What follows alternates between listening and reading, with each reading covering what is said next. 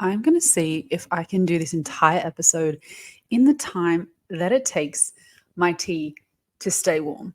I like short, sharp, snappy things that have like high maximum value, but I like bite size.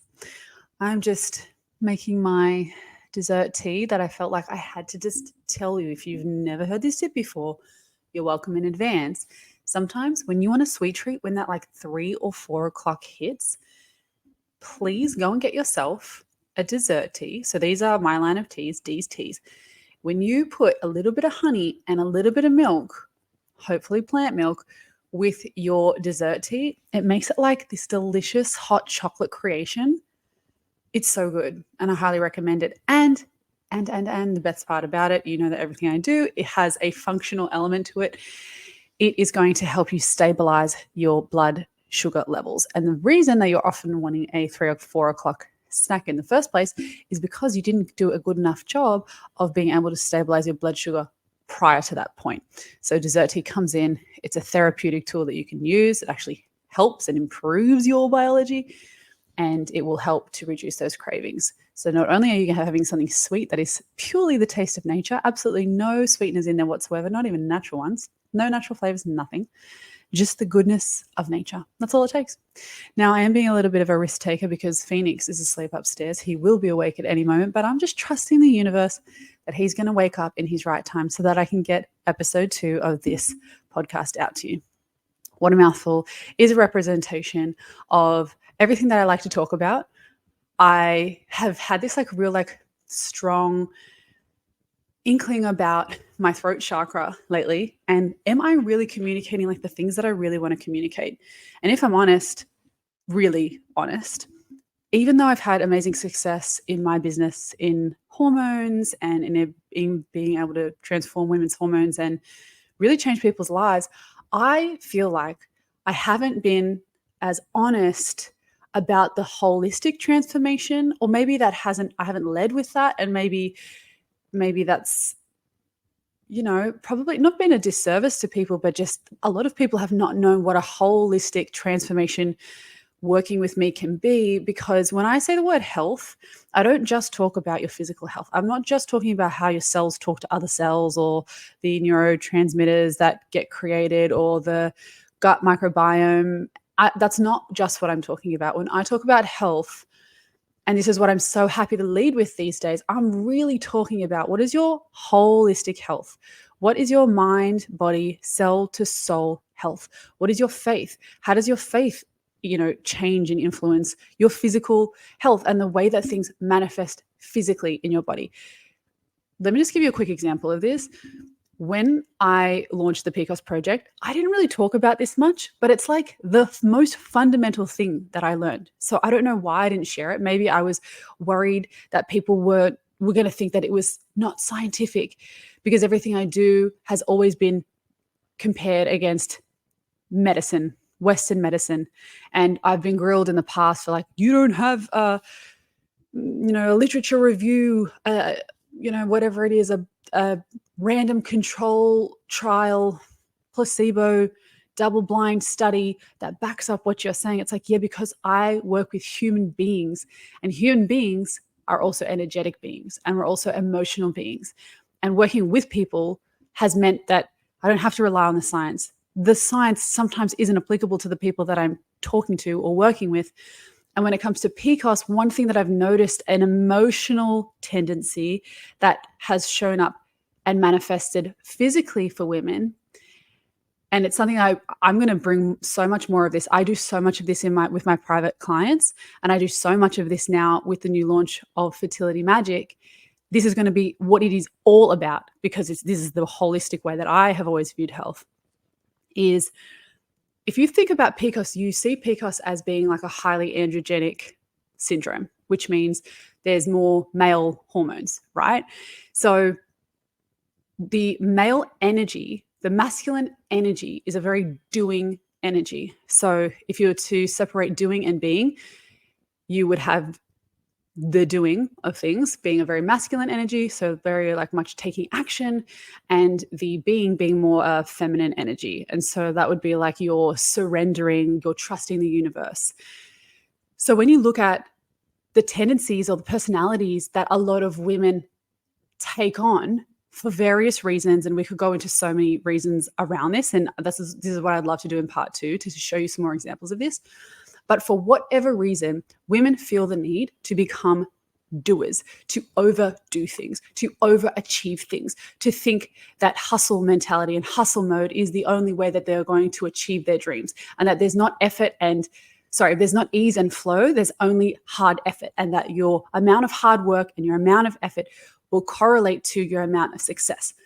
Now, that is a very masculine way of achieving, and that's okay. We need that, but we also need the balance of the feminine.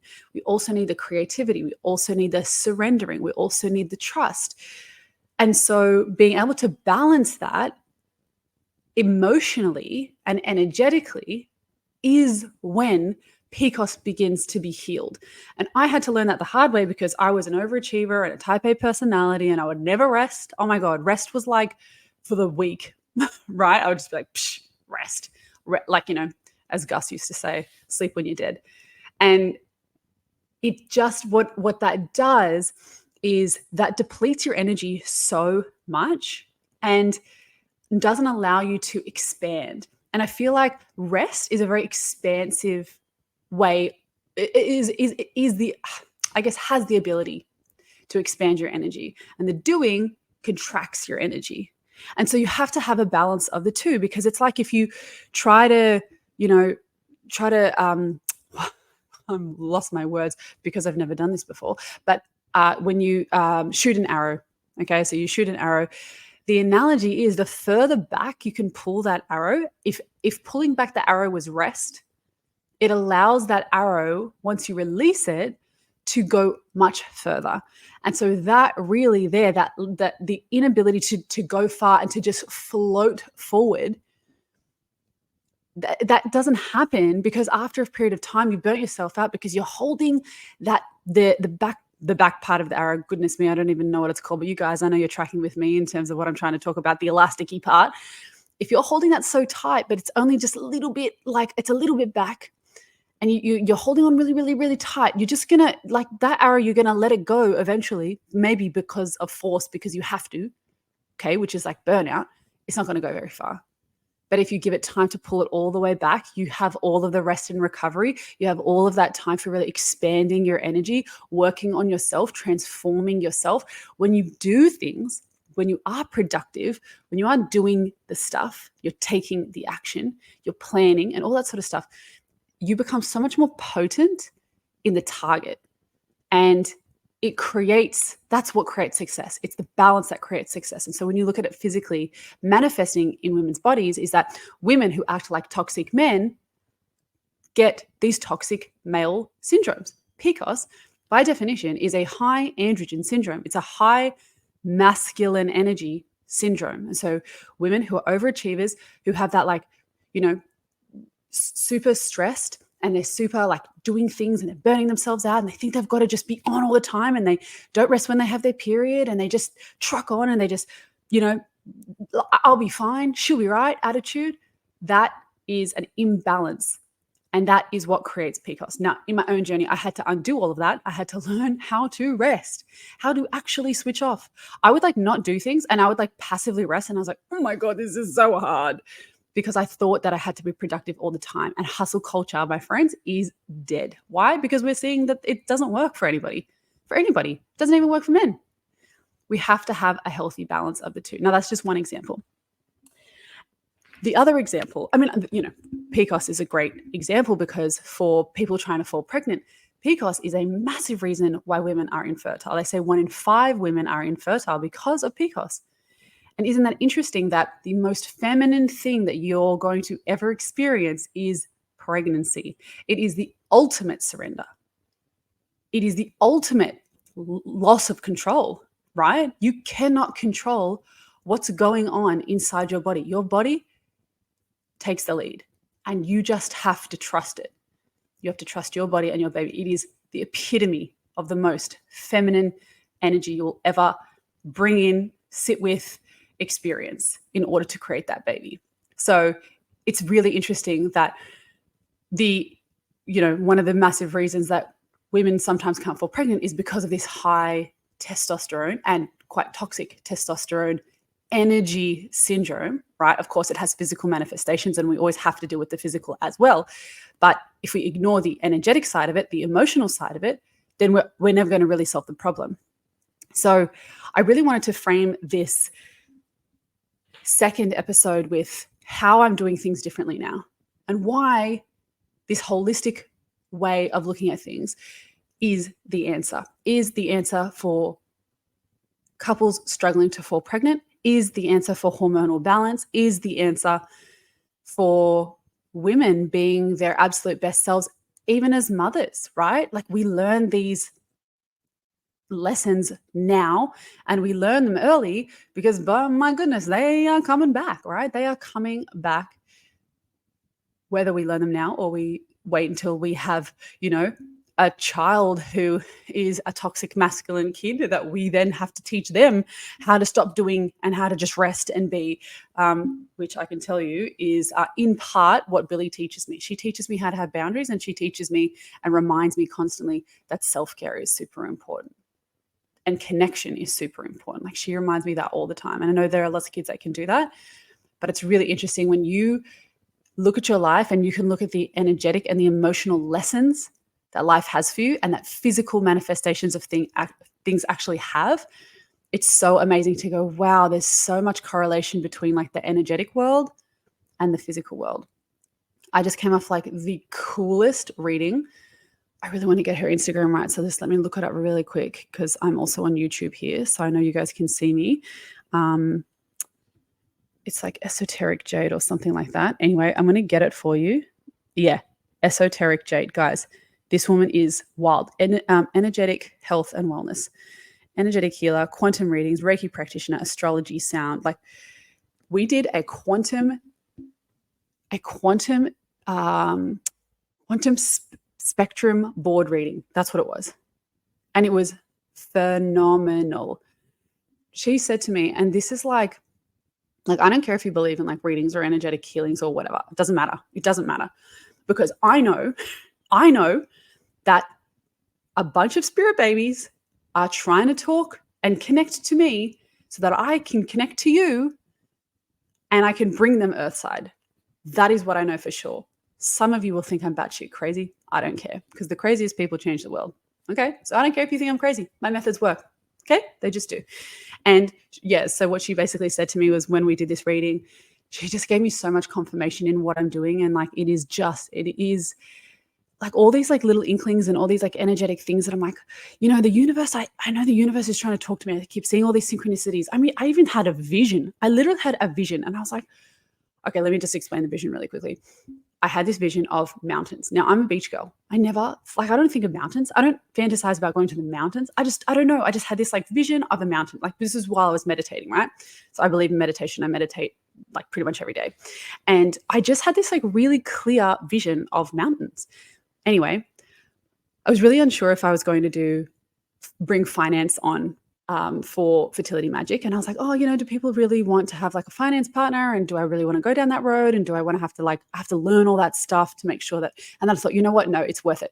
If I can help somebody bring an opportunity in the future to pull it to the now and allow people to have the opportunity to be part of Fertility Magic, even though they maybe just can't afford it right this second, or like, they just don't have the like extra funds sitting there and they don't have enough of a buffer, whatever their situation is, then who am I to stop them from that opportunity? And I should do everything in my power to make sure that they can do that they can have access to this very powerful work that is my life's mission. So I'm on this call, we're doing an onboarding so that I can figure out like what I need to do to help support people if they need finance for Fertility Magic. And you know how on Zoom you can have backgrounds that are like just like green screen backgrounds? She literally had, like, this is the woman who was doing my onboarding call to help me get finance for Fertility Magic. Her background was literally like a Zoom background, and the picture was the exact mountains I had seen in a meditation. And just little synchronicities like that tell me that I am on the right path. And I can't explain it. And sometimes they're not really like all that like potent or relevant. Sometimes it's just like a name recurring over and over again. I'm just trying to hear if that's Phoenix waking up or not. Sometimes he talks to himself, makes little funny like pterodactyl noises. No, he's okay. But it just created so much belief in me because she said to me, oh my gosh, she said before, like last night, I usually, night before someone comes for a reading, I'll tap into their energy and I'll see if there's any messages for them. And I'll just make sure that I've got all the messages that they need because I know that they're coming the next day. And she said to me, I had so many little light sparks. And she's like, that represents babies. She's like, I was flooded. She's like, my energy was massive. She's like, I could just see and feel all this love, all these beautiful little babies. And they're coming to thank you for connecting with their parents to bring them earthside. That's what she said to me. Oh my God, on cue, Phoenix just started crying on cue. So I'm going to leave it there. Actually, no, I'm not. I'm going to just wrap this up. What does it take to make a healthy baby? It takes belief, trust, and action. And I was just having this conversation with my best friend, Alex. You must believe it's possible, and then you must trust that it's possible for you and that it can happen for you. And then you have to take the action that matches that. And I had to learn this the hard way because I had to become the most empowered version of myself to conceive a baby. And that was, I had to believe that I could heal myself, even though no doctors gave me no help. I had to believe that I could do it. So I had to create that hormonal balance in myself. And that lesson was reflected in birth when I had to trust myself at 42 weeks and 3 days. I had to trust myself that I could do that. And I wouldn't have birthed in that critical moment. I would have just gone, no, just take me to the hospital. I'm too scared. I can't do it. To have a home birth, right? Because I had to believe in myself. I had to empower myself. I had to know that I had the tools within me.